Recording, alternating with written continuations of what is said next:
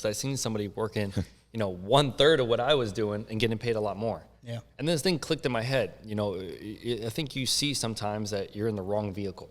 Yeah. And necessarily that could not be, a problem to some people. Exactly. But it was a problem to me. The problem to me was, I seen somebody else doing it. I thought I could do it better than them. And I wanted to get in the right vehicle. The vehicle I was currently in, I was like a Honda Civic on bricks. A 1995 Honda Civic on bricks.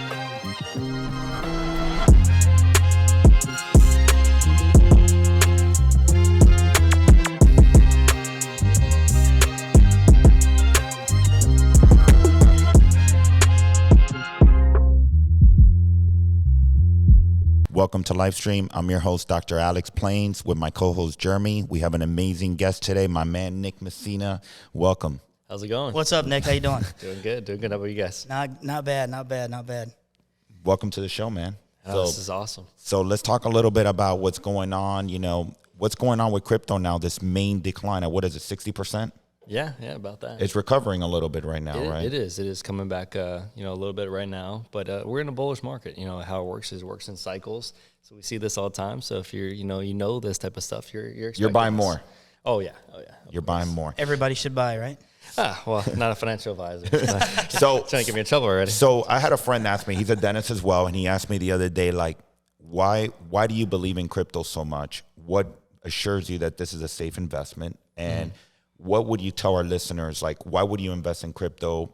If it's safe, is the security safe, the transactional use? What do you think is the highlights of crypto? Yeah, I think that's an interesting question. I think that's kind of everybody's kind of first thing when they get into this. A couple years ago, let's just say 3 years ago, when I first started doing business, I would ask people all the time, like, hey, who's into crypto?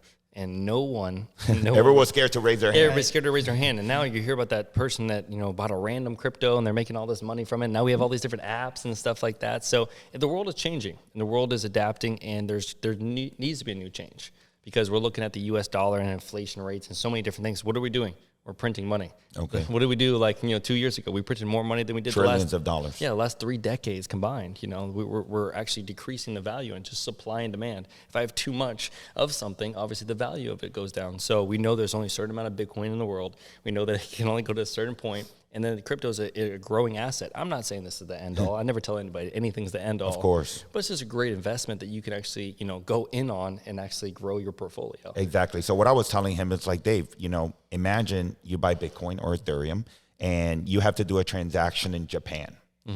Normally we had to convert the dollar to the Japanese yen. With crypto, you can send Bitcoin digitally through the wallet, and you don't have to go through that big process that we used to have to go to. Yeah. I mean, absolutely. I was talking to somebody else too. He's actually from Canada. He was down here and I was bringing him to a jeweler. Actually, I know I see you got some stuff on.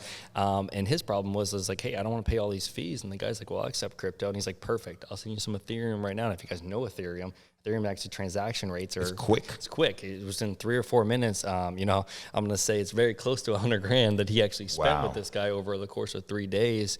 And, he didn't have to worry about any transactions. He didn't have to worry about nothing, because he wasn't actually from here. He was actually from Canada, but I brought him down here because obviously in different countries and different places, you can obviously get better rates. That's what everybody's trying to do. But you think of, what happened during the war just a couple months ago. People couldn't even get into their bank. Yep. They had no ways of actually sending them money, and there were no ways of their family actually sending them money.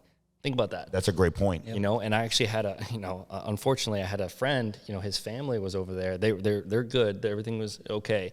But all of their money got put on hold.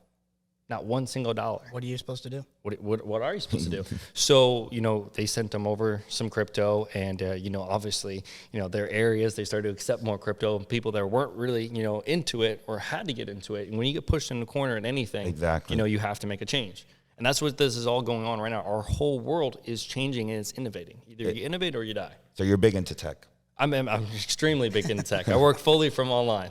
And how did you accomplish that? Like, I was wondering, you're a young kid, you're very successful at what you do. You have an amazing book of business. Like, what made you decide, this is what I want to do? I'm going to take the risk, and you determined to do it and accomplish it. There was many days you probably was like, what did I get myself into? So I think that the reason why I actually took a risk into this, because I've seen so many other people kind of get into this type of stuff. If you ever see somebody do something, you want to do it, you're like, hey, I see them doing it, I can do it. So I kind of like that dog mentality.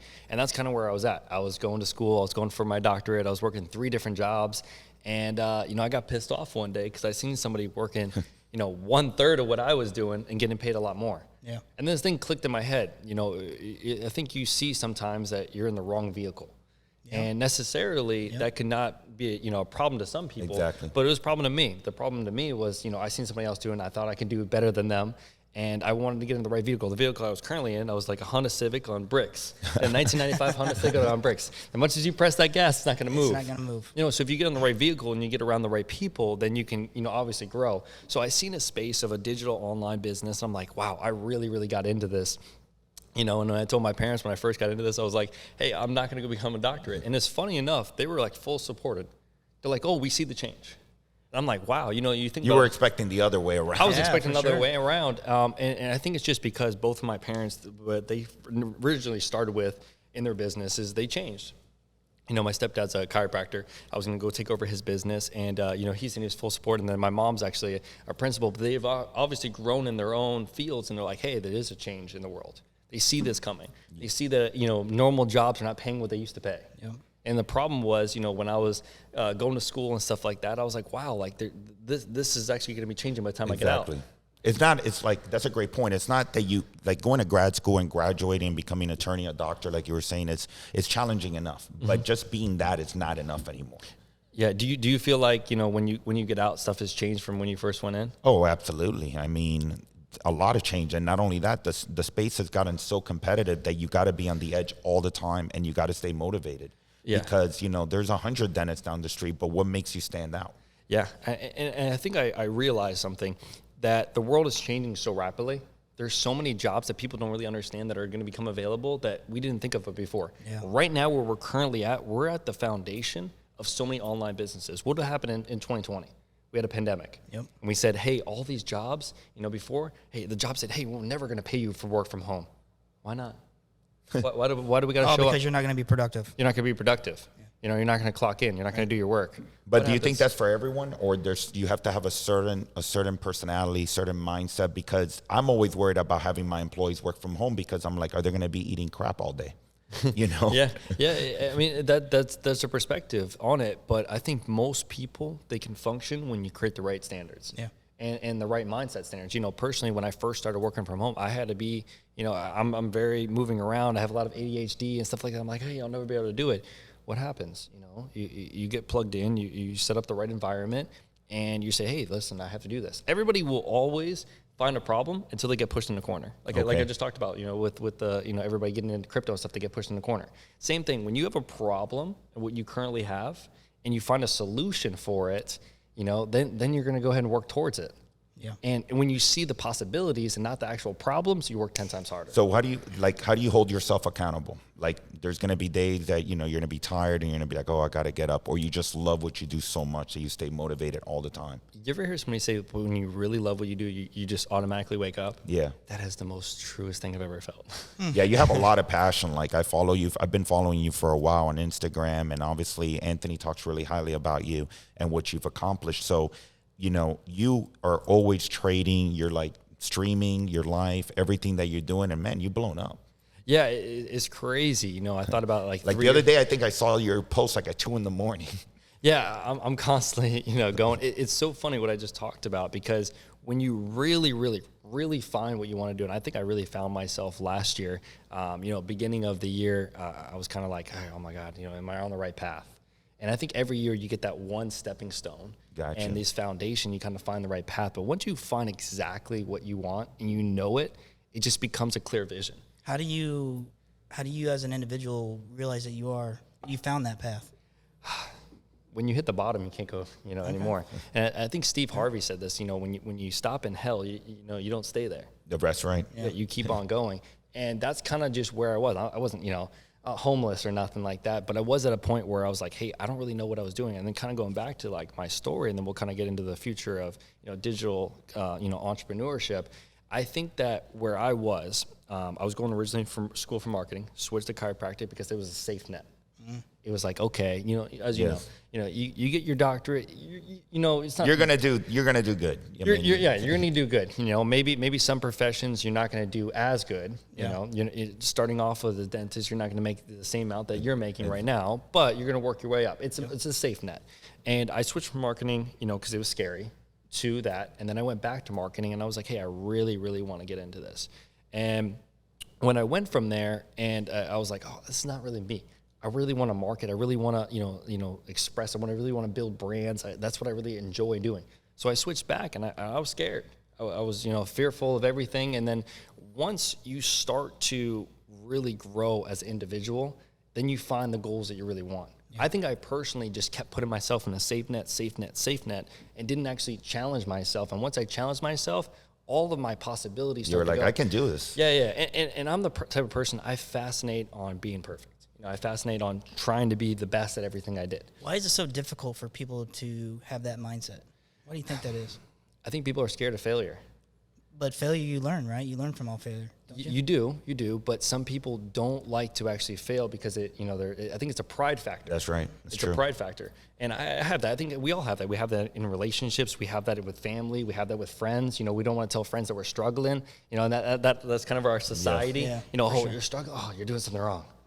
No, you're actually growing. And I think a lot of people do that in relationships too. They don't actually tell their spouse, like, hey, I'm struggling here. How I'm feeling. Yeah, how you're feeling and stuff like that. And that's huge because your spouse is supposed to, build you up. They're number one. That's right. They're number one. That's that barrier. So once you get everything kind of aligned, then it starts to go. But it's funny. It's all building blocks. Where you're going in entrepreneurship especially, you need to have a foundation of failure and get pushed in the corner. And then you also challenge yourself. And that's when you find that vision. What I did was I found that vision of like, this is what I want. I want a house, I want a family, I want to be able to do this, I want independent, I want to be able to detach. The whole goal is to attach to detach. That's right. I know you worked really hard in your business to really put in the hours so that way you can detach and do stuff like this fun podcast stuff that you love to do. That's right. I'm still trying to figure it out completely because there's no perfect recipe, as you know. There is no perfect recipe. But what I looked at was like, okay, I need to put myself in a profession that I can detach from. And I drilled those goals into my head. And I get obsessed with my goals so much that it wakes me up before my alarm clock wakes up. My alarm clock sets for 7 a.m. every morning. Yeah. I wake up at 6. You can ask my girlfriend, I'm up 6 a.m. I'm like, okay, what do we got to do today? Let's go. And it drives me. But I think that, especially people around my age, they haven't had that failure net yet. Because our school, especially in my school, they taught you, hey, it's not good to outthink everybody else. That's right. It's not good to overachieve. And especially if you weren't in the advanced classes that they decide about you in elementary school. Yeah, right. It's funny. My brother almost didn't even graduate high school because he couldn't pass a reading class. He actually has his doctorate right now. Wow. Yeah. It's amazing. Yeah, his doctorate, and companies are begging for him to actually do it. So he actually does pharmaceutical research. I think the system is meant to shoot you down. And, it is. But it make you not believe in yourself. But think about it. Those classes were judged in elementary school. Yep.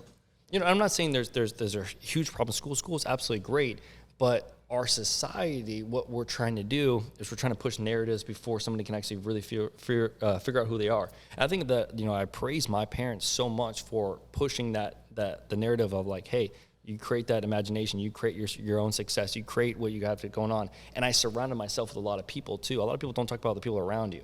Especially your spouse and stuff like that. You have to pick people that are going to elevate you too. That's right. And then we're afraid to cut people off in our society too. Yeah, we were just talking about that. Sometimes you got to remove people that are in your life, even friends and family that you've known for years because they don't elevate you and they're very negative. And in your field, you got to be constantly positive. Yeah, 100%. So as far as entrepreneurship, it is so important to have the right environment. It's extremely important because if you don't have the right environment, how are you supposed to thrive? And, what we talked about in 2020, what happened? A pandemic happened. And there's people that made a lot of money during the pandemic, and there's people that went backwards. That's right. Yep. And what we just talked about, you have to innovate or you die. So people that innovated and looked at problems and found solutions grew, and then people that didn't, they went backwards. And whether you guys believe it or not, pandemics is where millionaires are created. Because when everybody else is fearful, they're growing. They're growing. I mean, a lot of people grew up and blew up, dude. Absolutely. So think about, cruise lines, their stocks, Bitcoin, real estate, all these different things you could have got into if you would have just opened your eyes. I mean, Carnival, you could have bought it for $3.50 a share. Bitcoin, you could have bought for $3,886. Bitcoin at one point went all the way up, 69,000. Almost 70,000. Wow. So I know somebody that, actually a lot of people put around 25, 50K into it. Yeah. Right around that. Millionaires. Awesome. Instant. Ethereum drops crazy, but there's just so many other investments. But the mindset shift that needs to happen first and foremost for entrepreneurship is when you see problems, see solutions. Instead of seeing problems, like when I see a problem, I'm like, okay, what can I do to fix this? What can I do to elevate this? I look at everything as a challenge. That's right. And I constantly, I find it like a game. Everything's a game to me. And that's how I really get through different things. I'm like, okay, what can I do to be better? Okay, and then somebody challenges me. I'm like, okay, what can I do to elevate from You're always coming up with solutions. Oh, yeah. I drill my head. I'm a real big believer. You can rewire your brain to think the way you want to think. So true. I think that's what makes you successful as an entrepreneur. You're not focused so much on the problem, where the majority of people are focused so much on the problem. I welcome the problems. I welcome them because I'm like he said, when you fail, you can obviously grow from it. I'm like, okay, bring them all on, because then you're just giving me more things to grow on as an individual. Yep. And I look at everything as a way to grow. I mean, I go to church to grow because I'm learning different things. I'm reading books. I'm listening to podcasts. I'm following different people to really elevate myself, because, as you know, if you elevate yourself, then all the stuff around you actually grows too. That's true. So when you think that you're going to see, like, you go to the store, the grocery store, and they're going to be accepting crypto, like, how long do you think that's going to... They are in the different countries right now. Wow. There's so many different places accepting change. And, you see these businesses that are innovating. Amazon, Walmart, and different places, they're accepting, crypto. They're adding it to their platform. That's why Tesla added it too. Wow. Our church actually does crypto too. Crypto donations. Yep. Wow. Yes. Really? Yes. That's awesome. That's a first. That's amazing. Yes. But you just look at it. Businesses, and churches, some of the business, right? They have to innovate. They're getting ahead of the curve. And right now, we're still in the basics, and still the beginning stages of the internet, really creating more online jobs and crypto. We're still so new. And when we heard about the internet boom, when all this stuff came out, I know that's kind of not really my generation. I wasn't even born yet. I'm a little baby, right? Don't let the beard fill you, right? But, it's so new, and people get scared off new things. Yes, for sure. People get scared off of, different things that are coming out, new businesses, new ideas. Amazon is probably one of my favorite things to ever talk about. He was a bookstore. How do they make the money? Yeah. Well, what are you talking about? Yeah, like Amazon. Like, people think it's the products they sell. It's not that. That's not how they make their money. They found a solution. They found a solution for everything. You think about it, Amazon's probably the most powerful business ever. You think about it, they went around UPS. They created their own shipping business. Yep. I think that's insane. He was. I remember I was reading that article. He was fighting with the government because the government's like, no, we want you to go through UPS and the postal service and stuff like that. And he's like, no, I want to go around my own company. I want to create my own business. And that's how the company really grew up to this thing it is today, where we can't even fathom how they're doing it. What are they not doing? So Jeremy goes in there and checks out a product, let's say a pair of Nike Air Jordans, and Jeremy goes again, and guess what's going to pop up again? Those Air Jordans that you searched. Amazon evolved that search, and I didn't know they were involved in cybersecurity. I don't know if you know, but they competed with Microsoft to get the Pentagon account. Yeah, see, all these different things are playing with the government. Yeah. But you know how many obstacles they actually had to hop through, so many problems, and everything he saw, Jeff Bezos, and there's a big team now, but Jeff Bezos, he's seen so many problems, and he became, solutions with them. Yep. And that's just how entrepreneurship's all around. And I think that those type of people should be creating, school stuff and different things in our actual systems. That's so true. That's interesting that you say that, because a lot of the academia, these instructors and professors, they don't have that. It's a complete disaster. Yeah. It's a complete disaster. Some of the stuff is outdated, How are you going to teach me about marketing, and then I go to school, and then by the time I get out, the marketing stuff's not real? Yep. It doesn't even fit. What you did 10 years ago to market, you can't do it now. Think about it when you guys were growing up, billboards. Yeah. Ask my generation, one time they ever bought something off a billboard. Right. So now with social media, how do you recommend a young entrepreneur, even, a developed entrepreneur, to get your personal brand out there? I think that's so important. I love talking about this. I think a lot of people go wrong with this key part in the very beginning. They try to push their brand more than themselves. Okay. And that's actually something I did. It's funny, we're sitting here, we're doing videography and stuff like that, and you guys are filming. When I pushed my videography business, I pushed a brand name instead of myself. Guess who blew up all around me? People that push themselves. Yep. Because no one knew who I was when I first went to go see people. They're like, oh, that's you? I have 50, 60 million views on all my work, all the different stuff I've did. And I'm like, no one really knew who exactly I was. And I think that especially people love to connect with somebody. Especially just this room right here. I know so many people that know the people that run this place, right? And I didn't even know the name of this place, but I kind of know who runs it. Yes. That's so important with brands. Yeah. When you're building a brand or anything on social media, whether it's, a lounge, whether it's a restaurant, whether it's a videography thing, whether it's even a podcast, we know the people into it rather than that. And I think a lot of people try to push that away. So when you connect with the actual personal level and you make it you, not the actual business, it hits. Yeah, that's for sure. A lot of the most successful restaurant owners and entrepreneurs in Miami, they put themselves on blast rather than, the restaurant, the food and all that's great. But it's like true what you say, they go on blast and they, promote Komodo and Poppy Steak and, they're just all over it. Yeah. Well, the one that jumps out at me right away is Cardone. I mean, that guy is on Instagram and YouTube and everything else you can imagine with social media. Well, you know what he said? It's funny enough, he said in an interview, he's like, if you don't see me on social media on ads, how are you supposed to work with me? Yeah. I didn't even know his brand, but I knew him first. Yes. I knew him for like That's 6 right. months. You're like, oh, it's something X. It's 20X, 30X. I just found out that he invests $1 million a month in PPC and ads. Before 2 years ago, he was doing, I think it was almost 4 million. He told Anthony he was doing 4 million a month in ads. Wow. He did That's it at a convention insane. because he was actually the most, I think it was biggest growth change or something like that in a year. And he was at a convention. Talk about taking risk. No kidding. Well, you have to. And I think that's, the mindset has to change, especially you have to be able to invest back in your business. That's something I've never been scared about is everything I've earned, throwing it right back into the business.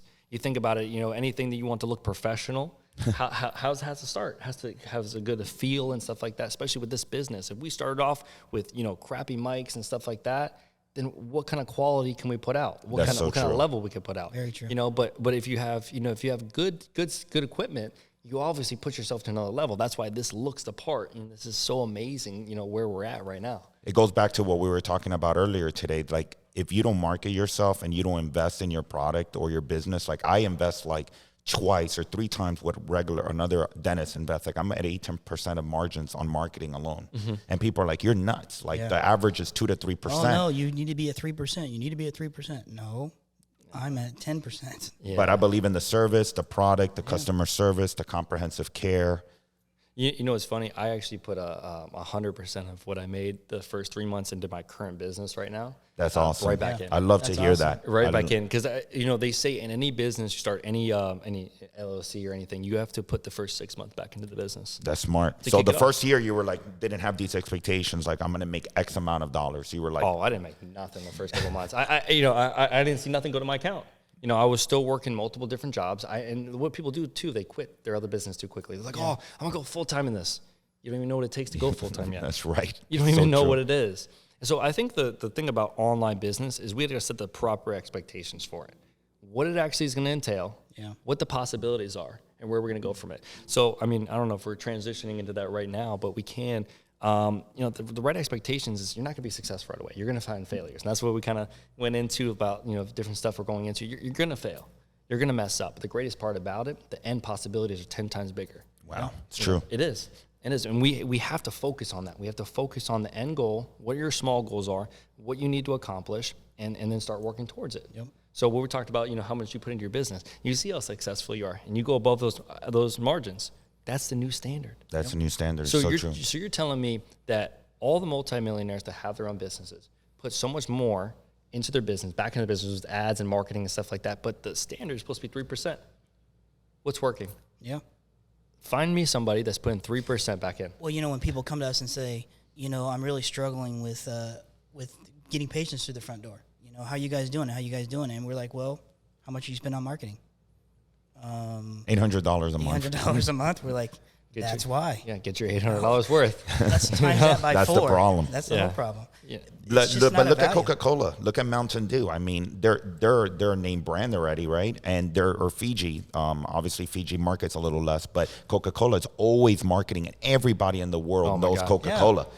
But they pay for those ads, even though they're an established brand. Look at Apple. Everyone wants an iPhone, but they continue to market. They don't stop. They dominate. Yeah, and they market heavily. You don't really notice Apple ads too much because they're so quick. That's their strategy. Yep. Trying to be quick, and they're getting their own flow to it. So I think that's very, very important. Yeah, it needs to be shifted that way. These successful entrepreneurs, these startup entrepreneurs, you need to really focus on how you're going to market yourself, like you said, and in turn, that's going to create a situation where you're going to have a really strong brand because you're going to be the face of the brand. What's wrong with you being the face of the brand? I don't know why. I had that persona too. Like, I don't know why I was so scared to be the face of the brand. I think that just like so many people are like afraid to put themselves up there, in front of that spotlight because they're afraid they're going to fail. Like, oh, if my brand fails, it's not me. Yeah, it's gonna look bad on me. Yeah. It's funny you said that because I'm just realizing, I'm like, why did I even start like that? I know I changed it because I was like, oh, this is not working, but I don't even know why I started like that. And at what point did you realize, man, I'm not that uncomfortable being in front of the camera? Like what do you recommend for people that feel like shy in front of a camera and want to start their business? So I was all the way to the point. I think I still went up there, stuttered. I remember my first couple of videos I did for my current brand. I had to market myself because obviously it's not the company I'm marketing myself. I stuttered so many times, 400 times, and then I go up there and I used to shoot interviews, and I'm like, I used to make everybody else seem so easy. And then I go myself, I'm like, wow, we're at like 605 takes right now. Oh my God. On a 20-second skit. Yeah, right. I think you just, like I said, you just go for it and you fail and you learn from it. So there's no magic answer. You just got to do it. When you spoke in public for the first time, I imagine, what was the size of your crowd? You mean like the first time I've ever kind of spoken in front of somebody? 4 people. I think I stuttered every other word. I questioned what my name was. and now, well, how many thousands of people? I just did an event in Canada with 1,400. 1,400, wow. 1,400. So between the last 3 months that I've, currently right now, I spoke on 5 different stages with a total of about 3,000 people over all those stages. You realize the amount of impact that creates, right? Yeah. You do after the fact. Up into the point you're like, okay, I'm locked in, like mission, goals, and then it hits you, after you come off stage, and it's like, wow, like, where did I go? How did I come to this point? And even online, it's hard to tell because I work so much online. I'm doing Zooms and stuff like that. A couple hundred people here and there. Even 50 people in a Zoom. You're like, dang, 50 people are really tuning in to what I have going on. You must be bringing value. But I remember when I first started, I understood that vision. I'm like, okay, if I personally develop enough, I grow enough, I give enough value of learning about crypto, learning about stocks, learning about investing, learning about online, business, learn how to drive, sales, learning how to market, I could actually bring enough value where people actually would listen in. Yeah. They say you can literally overload yourself with value, and eventually it's going to pour into the right ear. It's going to pour into the right person, and then you're going to bring in more and more audiences in. It only takes that one person, right? It only takes that one person. You're 8 friends away from knowing everybody on Facebook. Right. So for a lot of these guys that talk about day trading, like, what is your, do you believe in long-term growth, or, day trading is a way of life? Like, what would you recommend? Are you more of a day trader or long-term trader? You do a diversity of both? I mean, when I first started, I was really, really into day trading. But I think you need to go into more longer trading to get that concept of, hey, it's not going to happen today. As much as we want to think day trading happens instantly, it doesn't. It doesn't, because the market may not move in your favor that day. You may not have a good setup until, next week. Yeah. It's the right moment. So I had to backtrack when I first got into investing. I was, like I said, I wasn't making that much. And I was like, okay, let me just become rich quick.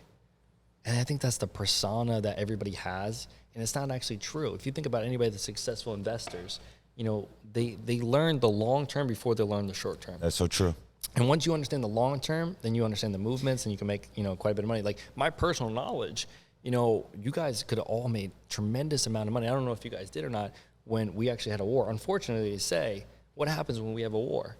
Gas prices go up. Yeah. The value stuff goes up. Stocks go down because we're preparing, obviously for war. But, simple knowledge about that I've had, for 2 years going into that moment, I was like, wow, like, these moments happen. Yeah. I've seen this happen during a pandemic. Like, again, the people that make the most amount of money are the people that are ready. They do it in crisis. They're ready for crisis. It sucks to say, but it's the reality of it. You plan for a rainy day. And those rainy days, if you have more capital, you win.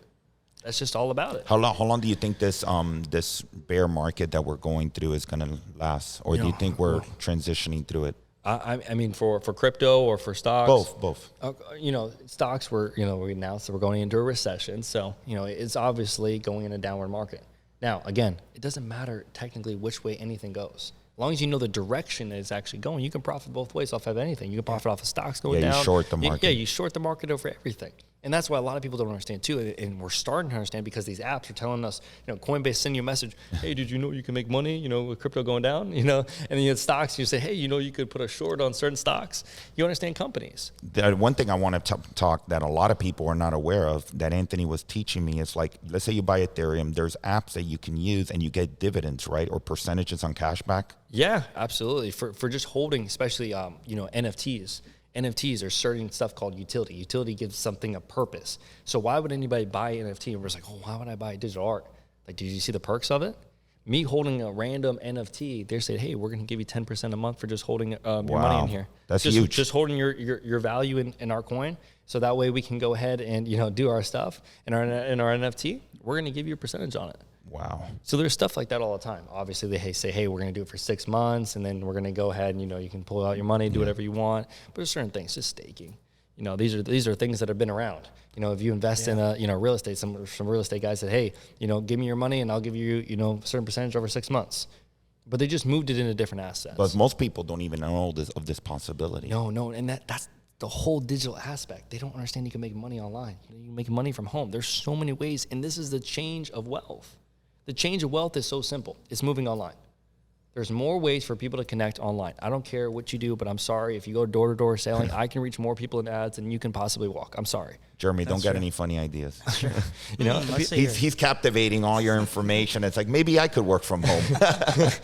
We're not going directly there. No, but I think You just said it. You just said it. But somebody came up to me the other day. They're like, hey, I do great numbers going door-to-door selling. And I do not knock it. That it's a great profession, especially if you're good with talking. You can definitely do a lot of sales. But you personally will never be able to reach as many people as me. You personally will not. It's mathematically impossible. Because if I run, especially the way I run ads, I learned how to run ads. I studied it. I can run, $1,000 ad. I can reach 100,000 people in the right target audience. Because he told me, I said, hey, how many people do you need to, reach, and what type of person you're trying to look for? So he sold home security. So he's like, hey, I'm looking for, single moms. I'm looking for newborn families. I'm looking for people that maybe are older, that don't believe in guns. They want, some security in their life. They want some, that's the type of targets. Well, I said, okay, well, how many people do you reach out of that? He goes, well, 1 out of 10 doors is that.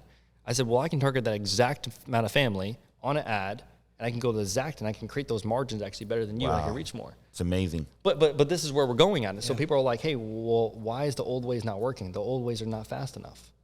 And, think about, cryptocurrency and banks and stuff like they're not, cryptocurrency is changing. It's innovating. It's making it quicker.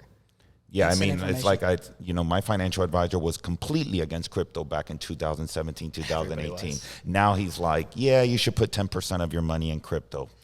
I mean, do you blame him? I know. Back in 2017, he's like, he gets in charge of holding your money. It's risky. Yeah, you didn't know much. Know much, but the knowledge you grow, you obviously can, innovate. But that's where it's changing. You think about, all these different people, all these different institutions that didn't even accept it. Now they're accepting it. Bank of America is soon going to be accepting it into your account. Yeah, it's crazy. You can hold it with them. That's wow, crazy. that's powerful. So so somebody that like Jeremy that's not very familiar with crypto, when they give you that wallet address, how safe is those wallet address, and what precautions should the average consumer not get taken advantage of? I think it's real simple. These brokers that you have, where are they based out of? Where are these places based off? What are they regulated? Coinbase is obviously, United States, very safe, and they back you to a certain amount, on your account if they do get hacked, just like a regular bank. Yeah. What makes Bank of America safe? U.S. Yeah, it's based here. It's based out of here. I know that my money, they can't just run away. They can't just say, hey, you don't have access to your funds today. They're getting regulated by everything. These brokers have to live in a certain, means with their business to stay in business. Even though crypto's not actually, they can't say, hey, blah, blah, blah. Eventually, these laws can change. And I believe, one day, you are going to get a little bit more taxed on certain stuff. But it's moving in a direction that we want it to move in. We want it to be safer. We want these brokers to become bigger where they can't just run away with people's money. And that's the biggest thing everybody does is fluff. Mm-hmm. Am I going to put my money in a bank in Russia? No. Right? So why are you going to put your crypto in a bank in Russia? Right. No. But a lot of people get taken advantage of. Like one of my colleagues at work got taken advantage, with the crypto mining stuff. get 500, get $5,000. So it's, yeah. So what people do every single day, they create fake accounts. I get 6 fake accounts of me a week, all the time. And, I talk to people all the time about it. I'm like, why would you invest in something don't have knowledge in? Yeah.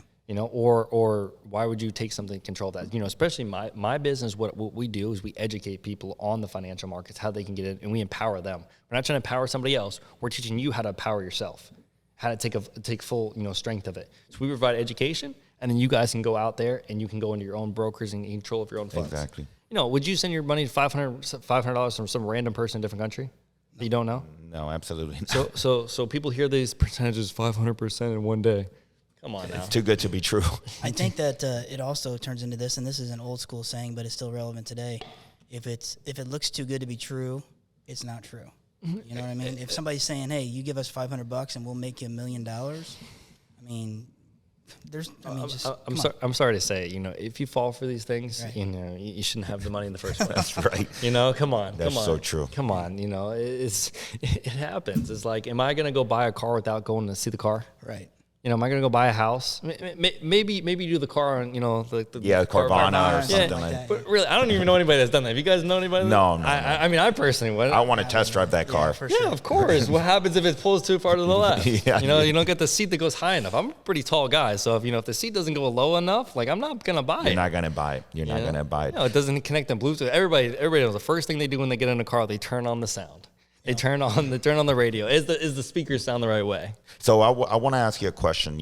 How do you see yourself how would you like to see yourself in 5 years or 10 years from now? You obviously talk about family. You're very committed to building your family. I'm sure having kids. And so how would you like to see Nick in 5 years? I think that in 5 years, I want to see myself grow into a different man. I think that's everybody's kind of goal was that they don't really want to say it, especially guys. They're very prideful about saying it.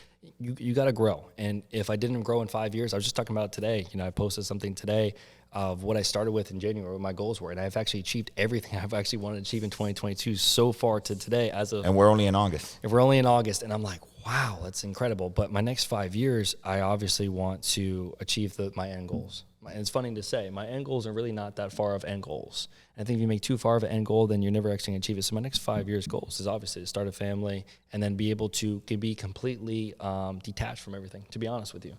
My goal isn't to do what I do for, 30, 40 years. It's to be attached as much as I can for the next 5 years so I can detach as much as I want. So you hear one key word that continues to repeat itself, your goals. You got to do daily goals, monthly goals, yearly goals. So, and you already accomplished them this year. Yeah, it's incredible. I'm still kind of in shock. I was driving here and I was like, wow, I seen what I posted in January. I was like, wow, I really got to the same point that I wanted to, and we're only in August. So, I have to reevaluate, what I'm capable of doing. And I think constantly revisiting your goals and, coming back to the point of what do I want? What do I need to do today? What do I need to do next week? And then obviously in a couple months to achieve it. How do you stay motivated for your goals? I think the listeners would like to understand that from your perspective. They can set goals all day long, right? But how do you? Most people don't complete their goals. Yes. Yeah, because most people don't have a roadmap. Yeah. Do you go to a destination without drawing out where you need to go, typing in the map? Absolutely not. Most people do not know what they need to do to actually achieve their goals. I had this question all the time. Hey, I ask people, what do you want out of this? They're like, oh, well, I want to make enough money to retire my mom. And I ask them, how much do you need to retire your mom? They have no idea. They have no idea. Well, that's not a goal. That's a fantasy. What your goals are, you need to know exactly what you need to do to achieve it. I need to know I need to make this many calls, this many appointments. I need to reach this many people. I need to impact this many lives. I need to empower this many people to get to a certain point. That is a roadmap. So if we leave here with anything today, you got to understand it's a roadmap. If you want to be successful in investing, trading, or even getting into crypto, you got to have a roadmap. You can't say, hey, I want to, be a successful crypto, investor. That's right. How many hours did you put into educational knowledge? More than I was putting in any other job. I think that's a persona too. Everybody's like, oh, you don't have to work as hard. You work hard. You work hard. You work hard at anything. You work hard at anything, you get the results. You treat it like a hobby, you're going to get paid like a hobby. You treat it like a full-time job, you're going to get paid like a full-time job. Yep. That's just how it is. And it's complicated because I did some day trading for a while, and you got to read those charts and the MACD and the RSI and when it's oversold, overbought. It's a lot of information. But this is the thing. So it's a lot of information. But let's just say I was working construction. Am I going to be able to work construction my whole entire life? Probably my back's probably going to get about 35. Right. You learn this skill set you're getting paid for the rest of your life. For the rest Even of your life. online and you business. can do it anywhere. Yeah, you learn how to run an online business or learn how to invest, learn how to make your money. You can do that for the rest of your life. And I heard this from my mentor one time. He said, live off the money your money's making you. Amen. One was like you got that moment that you were just like sitting somewhere in a park in a beach and you were like trading and you were like, I can't believe I just did this. I think the moment hit me when I was working multiple different jobs, and I was like, I made more in a day than I made in the whole week of working 3 jobs combined. And I was like, I'm in the wrong vehicle. Like we kind of talked about that Honda Civic. It wasn't that I was doing anything wrong. I was just in the wrong vehicle. So many people are in the wrong vehicle and they're wondering, why am I not successful? It's not you. It's really not you. It's not that you don't know what you want. It's not that you're not a hard worker. You're in the wrong vehicle. And I'm not saying what I do is the right vehicle. I'm saying what you're currently doing, if it's not going to give you what you want out of life, then you got to make a change. And I don't think people really sit there and say, what do I want out of life? They don't. They just wake up and they're programmed. They're programmed. And that's the thing I talked about. You got to rewire your brain to think the way you want to think. Find challenges. Challenge yourself to grow. And challenges are hard. Because challenges obviously challenge people. Are uncomfortable. Are uncomfortable. And if you don't challenge, especially in your relationship, how are you supposed to grow? All around. If you don't challenge your partner, or your partner doesn't challenge you get try to stagnant. make you a better version of yourself. Yeah, and then that's something I'm really, really big on, is that my partner's got to challenge me and I got to be able to challenge her. So I think that's big. I think it's big, especially the people around you. My friends, they don't call me and say, hey, let's celebrate. They're like, hey, what'd you do today? That's my friend group. My friend group pushes the hell out of me, Do you have like a daily routine that you do? Like you wake up, you work out, Yeah. My goals is to finish my day before most people start their day. And I heard that from Anthony and it really clicked in my head. I'm up at 6 a.m. I get out of the house. I'm trying to be out of the house by 7 a.m. I'm trying to be moving, whatever I got to do, whether it's appointments, whether it's, things that I have to do for my business. I'm trying to be everywhere and done by 12. And done in the rest of the day? Yeah, I mean, unfortunately, I would say unfortunately, but, I built up to where I'm at right now, where most days, I'm done by 12, and then I have like a good break in the day, and I kind of get some stuff going at nighttime. Nice. Yeah. And one big thing I'm sure you do every day is you right? You say always gratified for what you've accomplished. I think I need more of that, to be honest with you. To be completely transparent, I don't think I do that enough. Like I said, when I speak at different events and I reach different people, or somebody hits me with a DM saying, hey, I've actually able to stop working a 3rd job. I was actually able to work just 2 now, or I would go from 2 jobs to 1 job, and somebody sends me that thank you message. I'm like, oh wow, like that actually does happen. That hits you right here. Yeah, let me see where this goes, and that kind of motivates me too. Yeah. One of my biggest challenges that I'm trying to work on, like you said, that goes leaps with me. Like you're being honest, like not looking at your phone for the first 30 minutes of the day. Mm-hmm. That is so challenging, believe it or not. Like literally not waking up and looking at your messages or looking at your email. I'm working through it, and I mean, I'm at 50% now, right, with doing that. But like your whole goal and my goal should be like we wake up. We don't touch our phone, and the first thing we do is we thank, and be gracious for everything that we have, Mm-hmm. And like I said, I'm a work in progress still. Yeah. I'm still working on those little things. Well, a lot of people are like, you're always going to be working on yourself. So, so thank you so much for coming. We got a lot of great information. Yeah, sure. So for the young listeners and people that, I want to leave it at this, that are confused and don't know where they want to go, what would you recommend to them? I would say the first thing is just find a passion. Find a passion, what you want, and not what somebody else wants for you, but what you really, really, really want. And when I tell you, when you find what you want, you're going to be waking up before your alarm clock. You're going to be pushing to the next level. You're going to be doing everything that you really, really want to do. It's going to feel like it's just effortless. Yeah. That's the real goal. And understand we're moving in a direction of online business. And whether you're scared about doing entrepreneurship or anything, it is getting more normalized than we could possibly ever think about. It really is. And entrepreneurship is making that comeback of like, hey, that's the wave. That's what you should be doing. It is going to be harder, but it's going to be 10 times more worth it. And I really do think so. Absolutely. And how would people follow you or know more about you? Okay. Well, there's 100 different fake Instagrams that you can actually follow. So don't get fooled by that. But my name on Instagram is crypto_KingNick. So That's on Instagram, pretty mainly on there. So I'm pretty sure you can find me on Facebook. Again, my name is Nicholas Messina. So don't fall for any fake pages. Check out the likes ratio. Check out how old the posts are actually at. Don't get fooled. Don't get scammed. I will not make you $500 into $1 million in 24 seconds. So don't fall for nothing like that. Well, thank you so much for coming, Nick. I appreciate you guys. you. I appreciate you guys. Thank you guys. Thank you.